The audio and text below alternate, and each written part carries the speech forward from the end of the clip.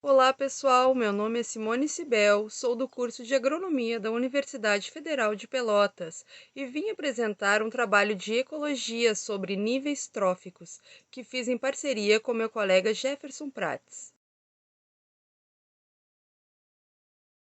O nível trófico, também conhecido por nível alimentar, representa o conjunto biótico possuindo semelhantes hábitos alimentares, ou seja, o nível de nutrição a que pertence um indivíduo ou uma espécie, que indica a passagem de energia entre os seres vivos presentes na cadeia ou teia alimentar.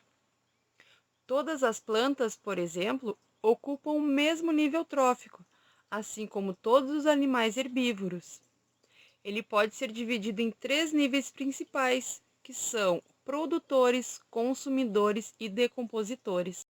O lugar onde os seres vivos vivem é chamado de meio abiótico, e nele estão inseridos todos os componentes não vivos de um ecossistema, como exemplo, os minerais, as pedras, o clima, assim como fatores que influenciam os seres vivos em um ecossistema, como luz e a radiação solar, a temperatura, o vento, a água, a composição do solo e pressão. Cada tipo de paisagem sofre os efeitos de fatores abióticos particulares. Em um ambiente marinho, o fator persistente é a salinidade, enquanto que junto à costa são as marés. Já em um ambiente terrestre, como uma floresta, as características físico-químicas do solo e o clima podem ser os fatores mais importantes. O meio biótico é o conjunto de todos os seres e organismos vivos, ou seja, inclui alimentos, plantas, animais, decompositores e suas relações recíprocas com o meio abiótico.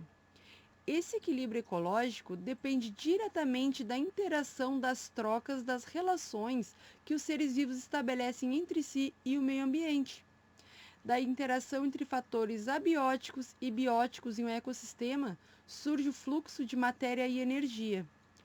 Todos os seres vivos precisam de energia para viver e produzir substâncias necessárias à manutenção da vida e sua reprodução. De maneira geral, esse fluxo começa com a energia solar captada no processo de fotossíntese na produção de matéria orgânica, passa por seres que se alimentam dessa matéria orgânica e termina com aqueles que devolvem os componentes orgânicos e inorgânicos ao ecossistema. Agora falaremos sobre o primeiro nível trófico, onde se encontram os produtores.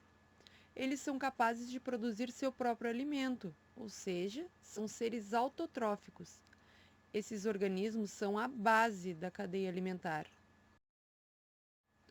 Organismos produtores são fotossintetizantes. Temos o exemplo o milho. Estes seres são organismos que obtêm energia a partir da luz solar para produzir materiais orgânicos. Também podem ser chamados de fotoautotróficos e incluem todas as plantas, algas verdes e bactérias que realizam a fotossíntese. As cianobactérias também são organismos fotossintetizantes. São encontradas em diversos habitats, sendo a maioria, no entanto, de água doce.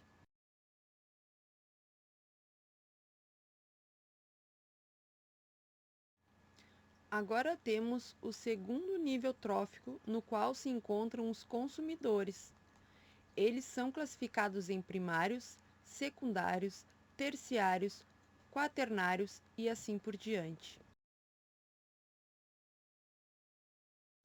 Os consumidores primários são aqueles que se alimentam dos produtores, como por exemplo os gafanhotos.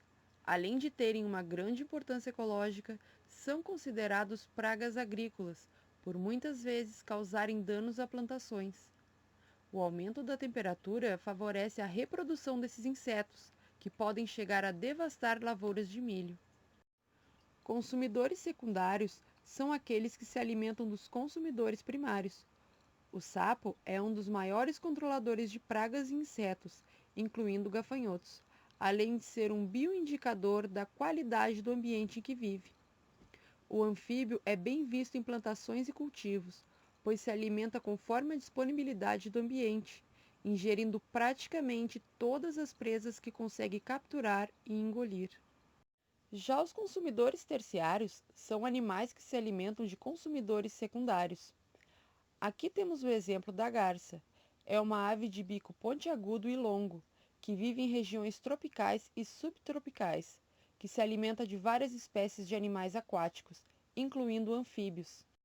Agora temos consumidores quaternários, que são animais que se alimentam dos consumidores terciários. Temos o exemplo do gavião-pato, que entre suas potenciais presas está a garça. Costuma voar muito alto, tendo assim uma visão perfeita do solo.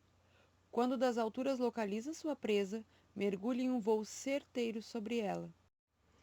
Enfim, chegamos aos decompositores, que são organismos que participam da cadeia alimentar, realizando a decomposição da matéria orgânica e atuam em todos os níveis tróficos. Assim como os consumidores, os decompositores são heterotróficos.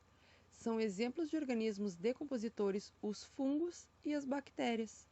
Nas cadeias alimentares, observamos a relação de alimentação existente entre os diferentes seres vivos de um ecossistema. A posição que cada ser vivo ocupa nessa cadeia recebe o nome de nível trófico. Produtores, consumidores e decompositores são os diferentes níveis tróficos observados nessa pesquisa.